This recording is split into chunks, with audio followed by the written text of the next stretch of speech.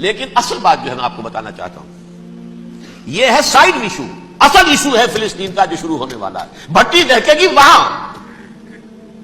ظاہر بات ہے کہ اگر کوئی بہت بڑا اقدام ہو جاتا ہے فلسطینیوں کے خلاف، اور اگر واقعتاً مسجد اقصی اور قبۃ الصخرہ گرا دیے جاتے ہیں، تو طوفان اٹھے گا عالم عرب میں. یہ حسنی مبارک ہو یا شاہ خالد ہو یا کوئی اور ہو، یہ نہیں روک سکتے اس طوفان کو. نوجوان خون اٹھے گا، غیرت اور جو بھی حمیت ہے. مسلمان ان پڑھ سے ان پڑھ اور بالکل بے دین، وہ بھی مسجد کی حرمت پر کٹ مرنے کو تیار ہو جاتا ہے. مسجد تو بنا دی شب بھر میں ایمان کی حرارت والوں نے، من اپنا پرانا پاپی ہے، برسوں میں نماز ہی بنا سکا. وہ چاہے کانپور کی مسجد سے مسلمانوں نے جانے دی ہے، چاہے وہ شہید گنج کی مسجد کی مسلمانوں نے جانے دی ہے، چاہے نماز نہ پڑھتے ہو.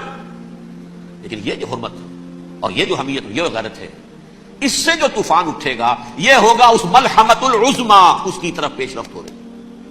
کتاب الملاحم سے احادیث کے حوالے سے کہ جن جنگوں کا حوالہ دیا حضور نے، پیشن گوئی کی ہے، اس کا نقطہ آغاز تھا خلیج کی جنگ. صدام حسین نے اسے کہا تھا یہ مدر آف وارز ہے، ام المحارب، یہ ایک جنگ نہیں ہے. اس کا نقشہ بھی حدیث میں موجود ہے، پیشن گوئی موجود تھی، اس وقت بھی ہم نے شائع کی تھی. لیکن اس میں جو جنگ ہونے والی وہ الملحمۃ العظما. ملحمہ کسے کہتے ہیں؟ لحم گوشت کو کہتے ہیں. اور قصائی کی دکان کو عربی میں ملحم کہتے ہیں، جہاں گوشت کے ٹکڑے کیے جاتے ہیں.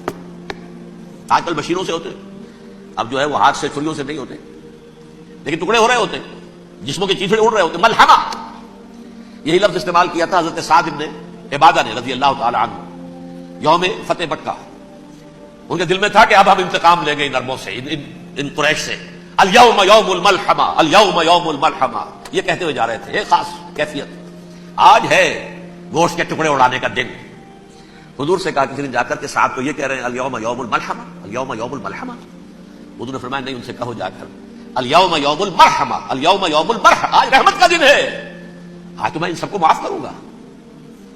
لا تثریب علیکم اليوم، میں تم سے وہی بات کہہ رہا ہوں جو میرے بھائی یوسف نے کہی تھی اپنے بھائیوں سے، اذهبوا فانتم الطلقاء، جاؤ تم سب کے سب آزاد.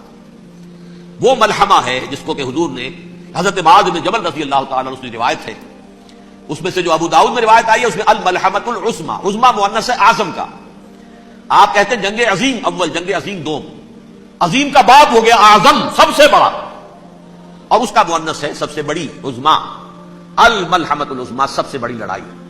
میرے نزدیک یہ وار کے معنی میں نہیں ہے، بیٹل کے معنی میں.